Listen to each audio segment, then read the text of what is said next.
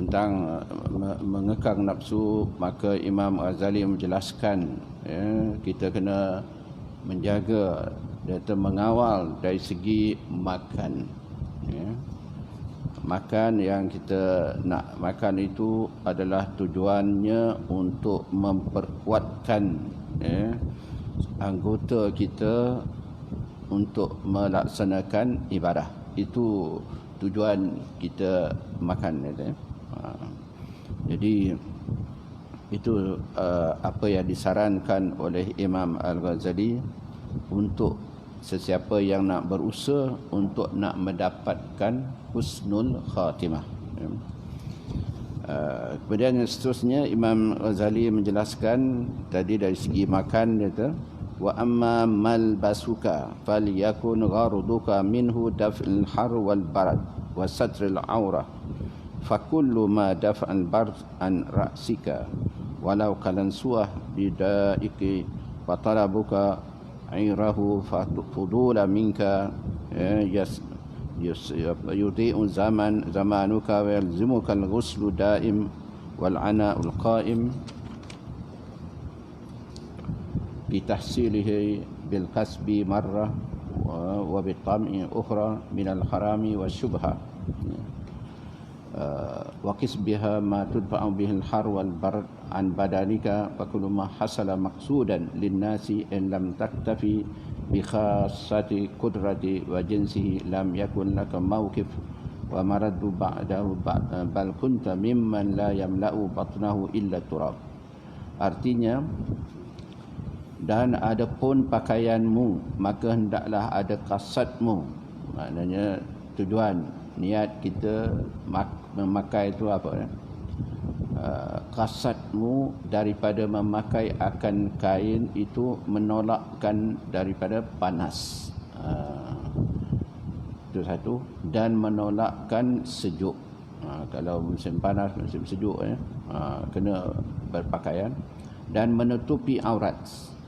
Itu tujuan kita memakai pakaian, untuk kita supaya tidak begitu panas dan tidak sejuk, dan juga tujuannya untuk menutup aurat. Maka tiap-tiap pakaian yang menolakkan sejuk daripada kepalamu, dan jikalau ada ia satu kufiah yang harganya 1 dinar, yakni 1 dirham sekalipun, saya memadalah akan dikau. Jadi itu untuk kepala dia tu, untuk menjaga daripada panas, mungkin juga sejuk, kalau musim sejuk memanglah kita kena pakai topi ke apa ke, kopiah ke, serban ke, itu untuk menjaga kita daripada kesejukan lah. Maka kerana menuntut yang lain daripada yang lebih daripada demikian itu menghilangkan zamanmu dan melazimkan akan dikau masyghul yang daim di dalam menghasilkan akan dia, terkadang dengan berusaha dan terkadang dengan tamak, ia akan setengah daripada yang haram dan syubhah. Dan kiaskan olehmu dengan yang demikian itu pakaian yang menolakkan sejuk dan panas daripada badanmu, maka tiap-tiap pakaian yang hina kadarnya dan jenisnya, nescaya tiada ada bagimu yang menghasilkan maksud itu, jika tiada memadai dengan dia dalam pakaian yang hina kadarnya dan jenisnya, nescaya tiada bagimu berhenti kepada kesudahan dan tiada tempat kembali kemudian kepada lainnya kemudian daripadanya, tetapi ia adalah anggota itu daripada seorang yang tak ada memenuhi akan perutnya itu, melainkan debu yang di dalam kubur jua. Maksudnya pakaian yang kita nak pakai asasnya untuk menahan kita daripada panas dan sejuk, dan untuk menutup aurat. Apakah kita nak memakai pakaian yang punya harga yang mahal ataupun sekedarnya, jadi kalau nak pakaian yang mahal-mahal, maknanya banyaklah kena usaha kita dengan menabung ke, ataupun membeli dengan pakaian-pakaian yang mahal itu. Jadi itu tidaklah digalakkan. Orang yang berusaha untuk menuntut keduniaan ini, dia tidak akan habis-habis, melainkan apabila dia Dia dah masuk dalam kubur barulah habis lah. Tak ada lagi nak cari yang itu, cari yang ini lah kan. Dan lagi kata Imam Ghazali rahimahullah, wa kadzalika annal maskan in iktafaita bi maqsudihi kafatka as-sama saqfan wal arda mustaqirran fa in ghadabaka harran wa bardan fa alayka bil masajidi fa in talabta maskanan khassan qala alayka wa sarafa ilayka aksar umrika fa umruka huwa bida'atuka summa in tayassara laka qasd min al-ha'id siwa kaunuhu ha'ilan bainaka wa bainal absar wa min as-sukuk siwa kaunuhu dafi'an lil amtar fa akhadta tarfa'u al-hitan wa tazayyana as-sukuk faqad tawarrat fi mahwahu yub'an rukyika hakaza jami'u darurat umurika wa in tasarat 'alaiha tafarragat lillah wa qarrarta 'ala tazawwudi lil akhiratika wal isti'dad li khatimatika. Artinya, dan demikian lagi tempat kediaman ya. Jadi Imam Ghazali telah jelaskan dari segi makanan, kemudian dari segi pakaian, kemudian dari segi tempat tinggal. Bagaimana dia kata ya, bagi orang yang hendakkan husnul khatimah ini. Artinya demikian lagi tempat kediaman. Jikalau engkau memadai dengan tempat maksudmu, nescaya madalah engkau dengan langit itu atap rumahmu dan bumi itu tempat tutupmu ya. Maka jikalau ghalib akan dikau panas matahari atau ghalib akan dikau sejuk, maka lazimkan olehmu dengan diam di dalam masjid. Jadi itu saranan daripada Imam Al-Ghazali ya. Orang yang cukup, dia kata ada golongan tak apalah aku langit jadi atap bumi itu jadi lantai dah jadi ini memang golongan orang yang paling zuhud lah dia tak ada rumah. Memang dikatakan dunia ni tempat orang yang tak ada tempat bumi yang tidak ada bumi, dia katakan. Jadi maknanya dia duduk di dalam dunia ini beratapkan langit dan berlantaikan bumi tanah. Dan kalau datang sejuk ke panas, duduklah dalam masjid. Itu apa yang disarankan oleh Imam Ghazali kan. Jadi dia kata, atau ghalib akan dikau sejuk, maka lazimkan olehmu dengan diam di dalam masjid. Maka jika engkau tuntut akan tempat kediaman yang tertentu, nescaya lanjut kesusahan tuntutmu itu. Ya, kita nakkan rumah besar, rumah selesa dan apa semua, memanglah memerlukan dana, memerlukan masa dan macam-macam lagi kan. Dan berpaling kepadanya itu kebanyakan umurmu. Banyak umur kita menghabiskan untuk nak mendapatkan kediaman yang selesa. Jadi tak sempat nak mengutamakan akhirat lah. Itu maksud dia kan. Dan adalah umurmu itu, iaitu modal di dalam dunia yang mendapatkan laba di dalam akhirat. Umur kita adalah modal. Modal kita untuk kita lakukan berbagai-bagai amal ibadah. Untuk apa? Untuk dapat laba, untuk dapat keuntungan di akhirat. Jadi itu sebab kalau orang yang menghabiskan umurnya untuk dunia, bimbang dia tak dapat keuntungan di akhirat nantilah. Kemudian jikalau mudah bagimu tempat kediaman yang tentu itu, maka jangan engkau kasat daripada pagar itu yang lain daripada keadaannya itu dinding antaramu dan antara sesuatu yang kelihatan dengan mata itu. Dan jangan engkau kasat daripada atap rumah itu yang lain daripada keadaannya itu menolak akan bagi hujan dan panas jua. Dan demikian lagi segala pekerjaanmu itu maka sehingga engkau simpankan sekadar hajat yang tak dapat tiada daripadanya.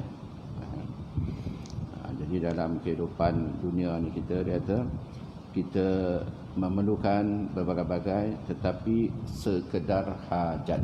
Ya. Di sana ada data benda-benda yang berbentuk hajiat, ya, keperluan hajiat. Ya. Kemudian daruriyat, kemudian tahsinat. Ya. Yang tahsinat ini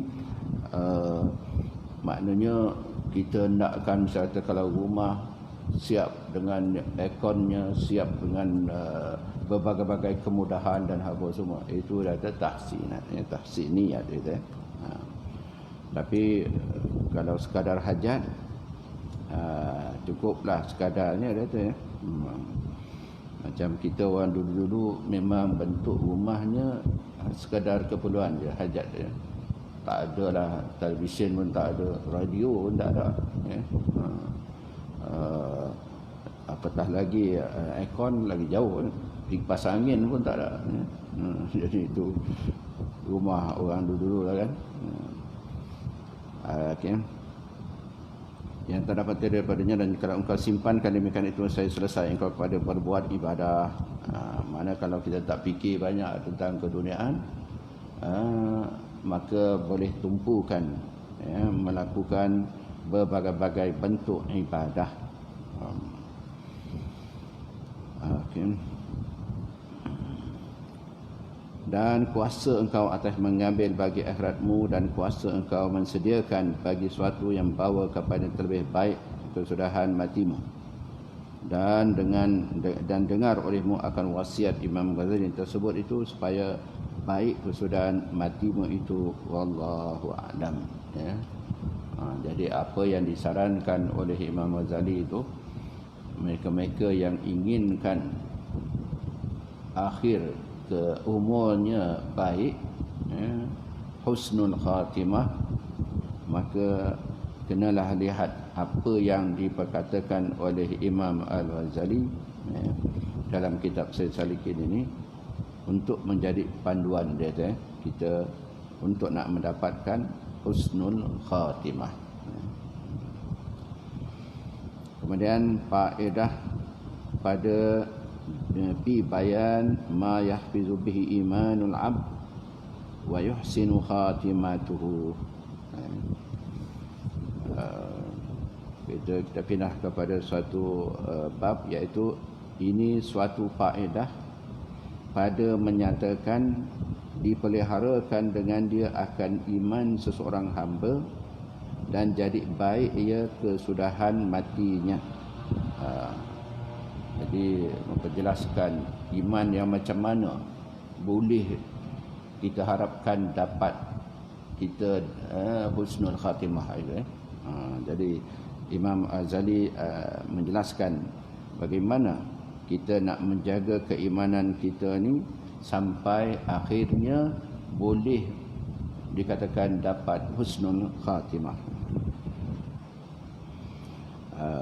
Kata Syekh Abdul Wahab Asy-Sya'rani rahimahullahu ta'ala, zakara sahibu bustanul arifin rahimahullahu ta'ala an ibni Umar radhiyallahu anhu annahu qala sa'altu Rasulullah sallallahu alaihi wasallam amma yahfazu 'ala al-'abdi al-iman faqala sallallahu alaihi wasallam man ahabba anna Allah ta'ala yahfazu alaihi al-iman hatta yalqahu yaumal qiyamah falyusalli kulla lailatin ba'da sunnatil maghrib qabla an yatakallama rak'ataini yaqra'u bi kulli rak'atin fatihatul kitab marrah wa qul huwallahu ahad 6 marrat wa qul a'udzu bi rabbil falaq marrah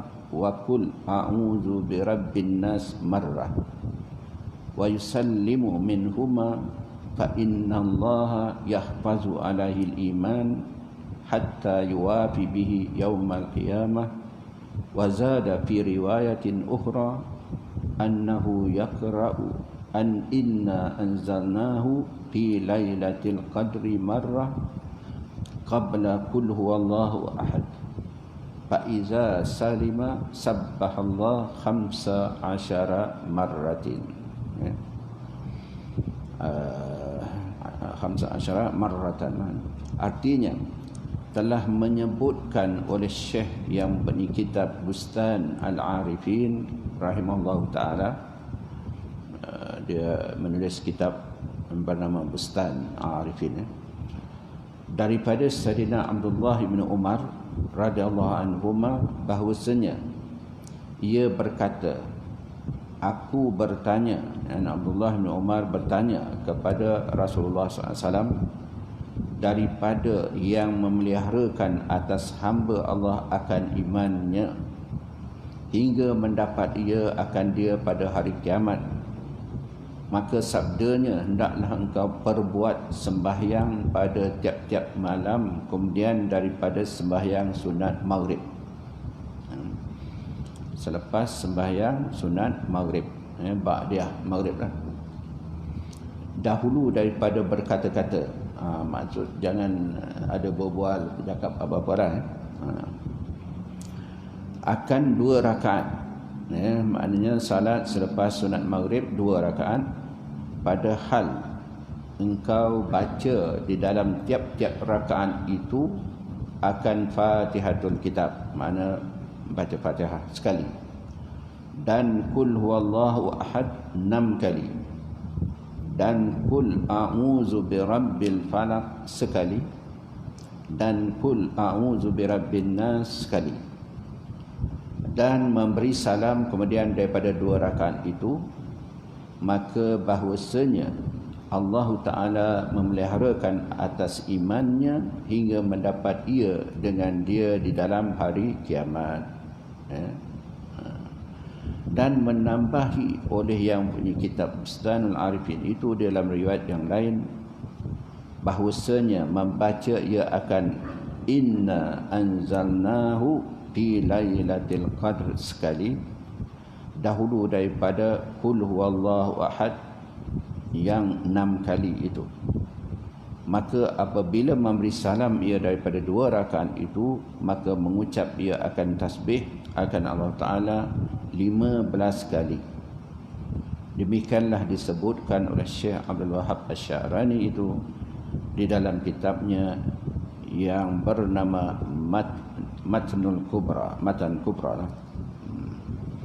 Jadi itu Imam Ghazali ambil daripada Syekh Abdul Wahab Asy-Sya'rani, bagaimana seorang hamba nak menjaga imannya sampailah dia bertemu dengan Allah Subhanahu Wa Taala nanti di akhirat. Jadi Abdullah bin Umar, diriwayatkan daripada Abdullah bin Umar, dia pernah bertanya kepada Rasulullah sallallahu alaihi wasallam bagaimana nak menjaga keimanan seseorang, sampailah ke akhir hayatnya dan sampai bertemu dengan Allah Subhanahu Wa Taala. Ada ulama mengatakan sembahyang selepas maghrib ini dinamakan sunnah al-awabin, sunat awabin. Sunat awabin ni dia katakan 6 rakaat, tapi buat 2-2. Pertama niatnya sunatul awabin dengan hifzul iman, saja aku sembahyang sunat awabin dan hifzul iman, jaga keimanan, 2 rakaat kepada Allah Ta'ala. Kemudian rakaat yang kedua sunat awabin saja, salli sunatul awabin rakaatain Ta'ala. Dan yang ketiga 2 rakaat yang ketiga itu sunat awabin dan istikharah. Itu ada yang memperkatakan tentang sembahyang selepas sunat maghrib, dikatakan salat awabin. Tapi di sini hanya dia kata 2 rakaat sahaja. Kita disuruh membaca Fatihah pada rakaat pertama itu sekali, kemudian Qul Ahad itu 6 kali, Qul Falaq, Qul Nas sekali-sekali ya. Dan rakaat yang kedua pun itu juga bacaannya. Kemudian bisalam ya. Kemudian ada ditambah lagi kata baca inna anzalna tu tak ya, dan qul huwallahu tetap 6 kali. Itu juga Quran Al-Falaq dan Quran Al-Nas. Selepas bisalam bertasbih dia tu sebanyak 15 kali ya. Itu ada riwayat yang kedua lah ya. Dan berkata ia kemudian daripada hadis ini katanya fa'alaika ya akhi bil muwazabati ala zalika wa amsarihi wala tamannu min khairin tajtani samarata zalika sururan yaumal qiyamah walhamdulillah rabbil alamin. Artinya, maka lazimkan olehmu hai saudaraku dengan mengekali atas berbuat akan demikian itu dan yang seumpamanya, dan jangan engkau segan daripada berbuat kebajikan. Maknanya jangan engkau malas nak buat kebajikan supaya engkau dapat faedah yang demikian itu, beberapa kesukaan, kegembiraan di dalam hari kiamat. Dan segala puji itu bagi Allah Ta'ala sekalian alam, dan adalah dinamakan sembahyang yang disebut oleh Syekh Ibrahim Al-Qurdi akan sembahyang hifzul iman. Ada yang mengatakan sembahyang yang 2 rakaat itu dikatakan sembahyang hifzul iman, iaitu sembahyang untuk menjaga iman kita. Sebab iman ini perlu kita pupuk, perlu kita jaga, perlu kita ambil berat ya, supaya jangan iman kita itu orang kata terpesong ya, daripada apa yang sebenarnya lah ya. Dia akan sembahyang hifzul iman serta awabin. Mana dikira sembahyang hifzul iman dan juga awabin. Dan lagi ia menyebutkan doa yang dibaca kemudian daripada sembahyang ini dalam kitab yang bernama Iqazul Qawabil Litakarrubi bin Nawafil. Inilah doa yang dibaca. Makna selepas sembahyang sunat awabin itu ada doa khusus yang dibaca. Allahumma saddidni bil iman wahfazhu alayya bi hayati wa inda wafati wa ba'da mamati. Artinya, hai Tuhanku, teguhkan olehmu akan daku dengan iman, dan peliharakan olehmu akan iman itu atas aku di dalam hidupku dan pada ketika wafatku, maksud matiku, dan kemudian daripada matiku. Demikianlah dinaskan oleh Syekh Mahyuddin Ibn Arabi dalam kitab Futuhat Al-Makkiyah. Jadi itu ialah doa ini memang tak biasa kita baca. Jadi doa dalam bahasa Melayu pun tak ada salah. Ya Allah, ya Tuhanku, teguhkan olehmu akan imanku. Itu dimintakan, teguhkan iman, dan peliharakan olehmu iman atas aku, makna peliharakan imanku, dan hidupkan aku pada ketika matiku, dan pada ketika hidup dan matiku. Makna kita minta Allah supaya tetapkan iman kita semasa hidup kita dan semasa kita nak mati itu nanti. Itu doa yang dibaca selepas kita buat sembahyang sunat hifzul iman ataupun sunat awabin. Kemudian itu dahulu daripada hadis yang tersebut itu dengan katanya, sami'tu Sayyid Abdul Qadir Ad-Dasturi rahimahullah yaqul, kana li Abi Idris al-Khawlani majlis wa'z wa kana al-Hidr mana Nabi Hadir akan al-Hidr alaihi salam yahduruhu wa yuhadithuhu iza fariya min al-majlis faqala Abu Idris yawman ya'ti Allahu ay amal iza amalahu al-'abd amatahu Allahu 'ala al-iman faqala al-Hidr alaihi salam adraktu 100,000 nabi wa sa'altuhum an zalika falam yujibuni hatta adraktu Muhammadan sallallahu alaihi wasallam fasa'altu an zalika faqala yusalli salatal fajri wa yaqra ayatul kursi wa amana ar-rasul ila akhir surah wa syahidallahu annahu la ilaha illahu ila qawli wa tarzuqu man tasha bi ghairi hisab intaha. Artinya aku dengar akan Sayyidi Abdul Qadir Ad-Dastuti rahimahullah padahal ia berkata adalah bagi Abi Idris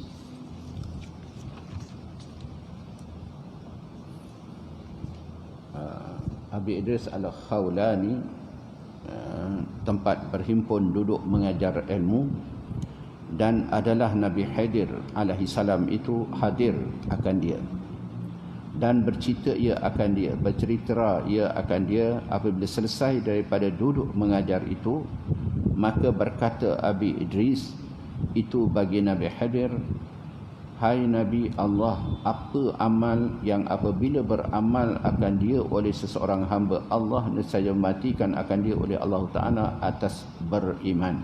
Ya, maknanya husnul khatimah lah tu, ya, kalau mati dalam keadaan iman.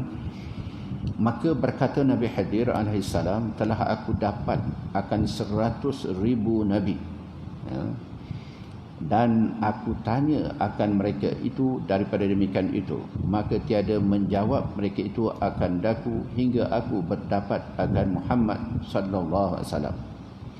Maka aku bertanya akan dia daripada yang demikian itu, maka bersabda ia, hendaklah sembahyang seorang akan sembahyang subuh dan membaca kemudian daripada sembahyang itu akan ayatul kursi dan amanar rasul hingga akhir surah dan syahidallahu annahu la ilaha illa hingga man tasha' bighairi hisab.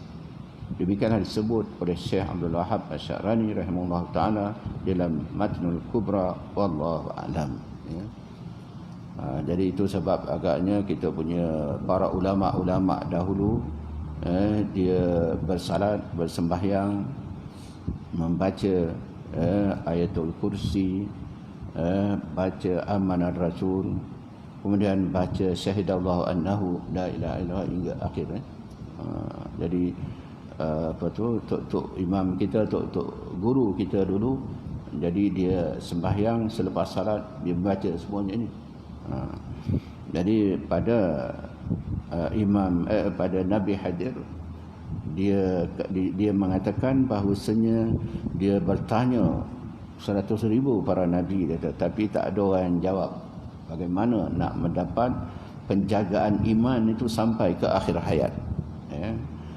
Sehinggalah dikatakan dia bertemu dengan Rasulullah dan bertanyakan keadaan itu, maka dikatakan diarahkan ataupun disuruh selepas sembahyang subuh, ya, wiridnya bacalah ayatul kursi, amanar rasul, kemudian syahidallahu annahu la ilaha illahu, ya, sampai akhirlah, ya. Jadi insya-Allah dia kata itulah boleh menyebabkan seseorang akan dapat menjaga imannya sampailah ke akhir hayatnya, dan dikatakan maknanya akan mendapat husnul khatimah lah. Jadi itu apa yang diperjelaskan dari kitab ini oleh Imam Al-Ghazali. Jadi bagi siapa yang inginkan husnul khatimah itu, kenalah melakukannya lah. Okey. Jadi habis selesai kita bicarakan tentang bagaimana nak menjaga keimanan itu sampailah ke akhir hayat. Kemudian al-babur rabi' fil faqri waz zuhdi, pada bab fakir dan zuhud, dia kata. Jadi mungkin kalau ada nak bertanya, ada nak tanya.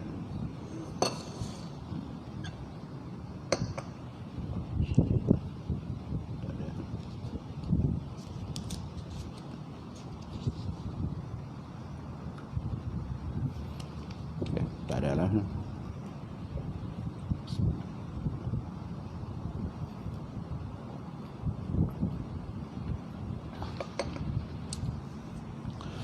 Jadi kalau tak ada, kita teruskan sikit lagi, kita ada masa lagi.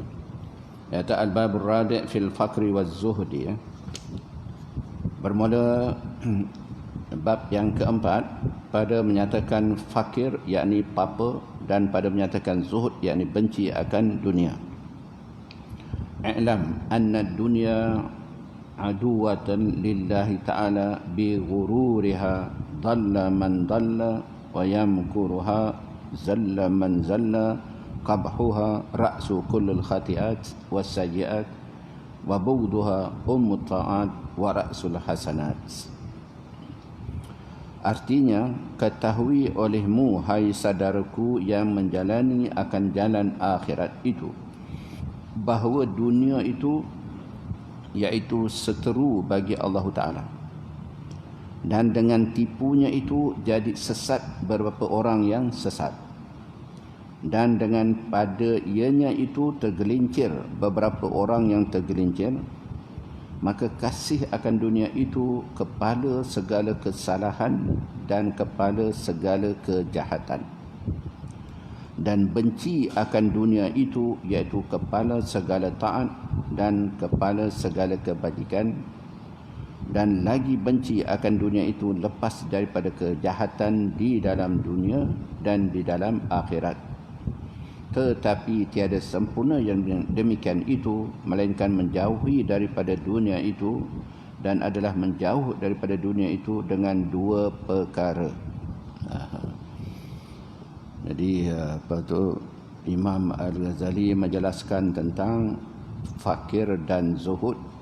Jadi dikaitkan, ya, dengan dunia ni, sebab orang dalam hidup di dalam dunia ni memang hendakkan berbagai kemudahan, kesenangan hidup di dunia, ya. Jadi dunia ini bagaimana pada sisi Allah Subhanahu Wa Taala, ya. Dikatakan dunia itu adalah musuh, seteru, ya. Ianya boleh menipu daya, ya. Memang dalam Al-Quran Allah mengatakan dunia itu mata al-maghrur ataupun mata'il ghurur, ya. Mata'il ghurur maknanya sesuatu yang memang menyeronokkan tapi menipu, ya. Jadi itu yang diperjelaskan oleh Imam Ghazali dalam kitab ini, ya. Dengan tipunya dan jadi sesat, beberapa orang yang sesat, ya. Jadi dunia itu boleh menyesatkan manusia lah, ya. Dan terpedaya dan tergelincir, dia kata, ya. Dan dunia itu adalah kepala pada segala kesalahan dan kejahatan, ya. Benci akan dunia itu adalah kepala segala taat dan kepala segala kebajikan, ya. Jadi dunia adalah dikatakan yang menjadikan seseorang itu, ya, melakukan kesalahan dan juga kejahatan. Asasnya kerana untuk nak mendapatkan keduniaan, ya. Tapi golongan yang menghindarkan dunia, maka itulah dia kata asasnya untuk nak mendapat ketaatan dan juga kebajikan, ya.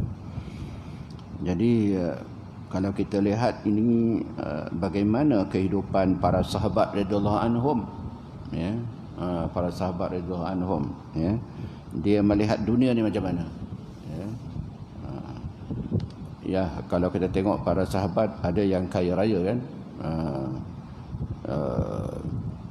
Siti Khadijah sendiri, dia seorang perempuan yang memang kaya raya, ya. Dia modal banyak, boleh suruh atau beri kepada Rasulullah untuk berniaga dan apa semua, kan. Tapi kekayaan yang dia ada tu semuanya diserahkan kepada Rasul dan kepada Allah, ya. Dia tidak fikir nak membina lagi kekayaan dia sebanyak-banyaknya lagi, ya. Dia serah kepada Allah dan Rasulnya, ya. Begitu juga Saidina Abu Bakar, ya, ada kekayaannya, ya. Apabila berlakunya sabilillah, makna peperangan, diserahkan segala-galanya kepada Rasulullah, tak ada sikit pun tinggal. Dan Rasulullah tanya, bagaimana kamu, anak kamu, orang-orang yang dalam tanggungan kamu, nak makan, nak minum, nak apa semua? Dia menjawab, Allah lebih tahu rezeki orang-orang ini. Susahlah nak dah satu punya jawapan, susahlah nak bahas dia, kan. Dia kata Allah lebih tahu rezeki orang-orang ni.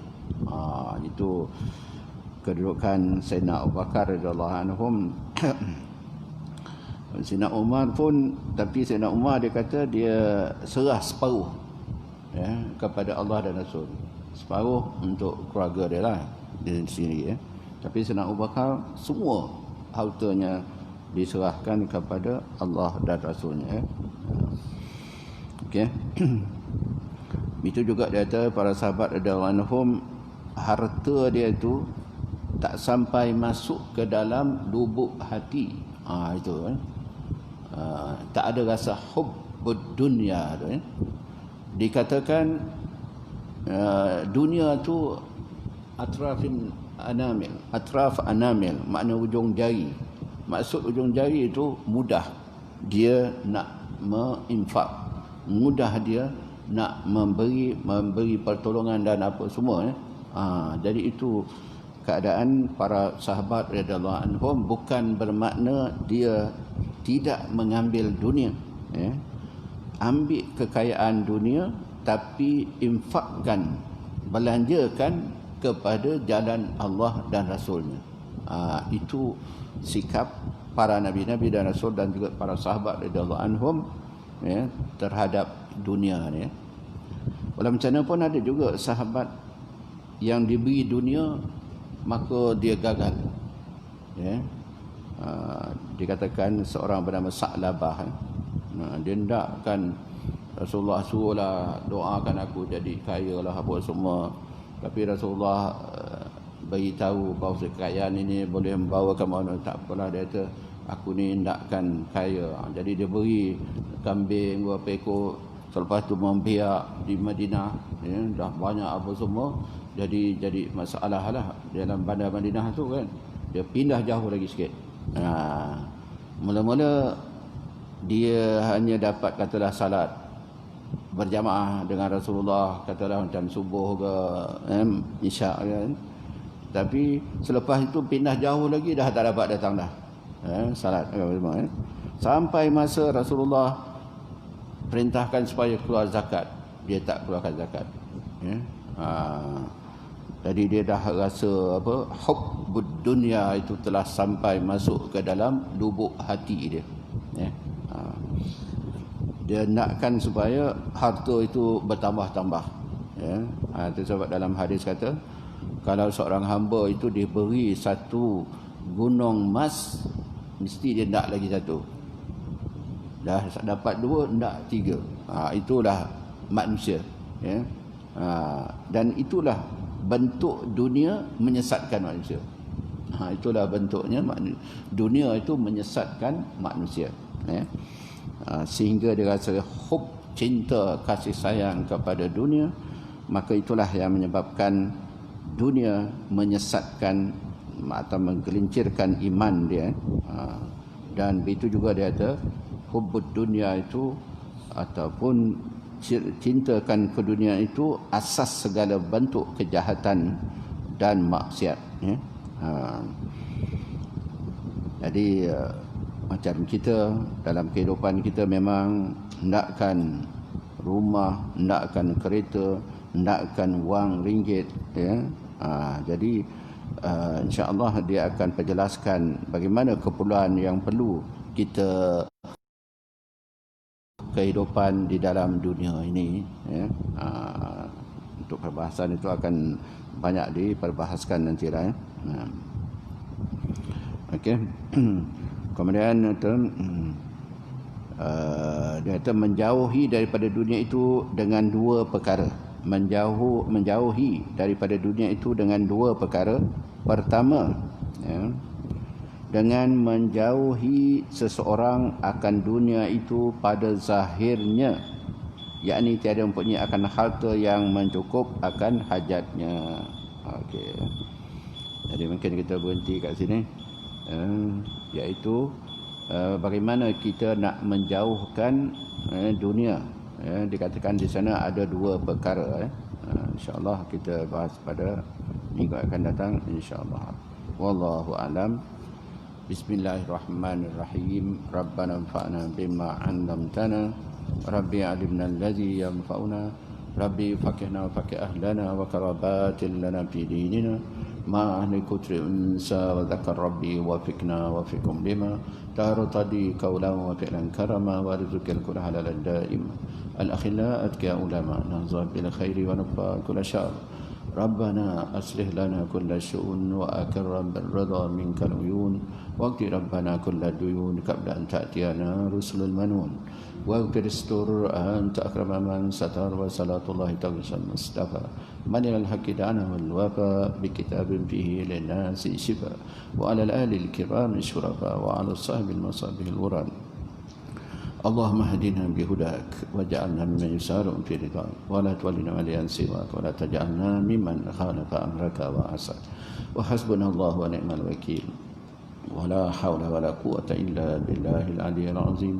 سبحانك اللهم بحمدك نشهد أن لا إله إلا الله نستغفرك ونتوب إليك وصلى الله على سيدنا محمد وعلى آله وصحبه وسلم والحمد لله رب العالمين.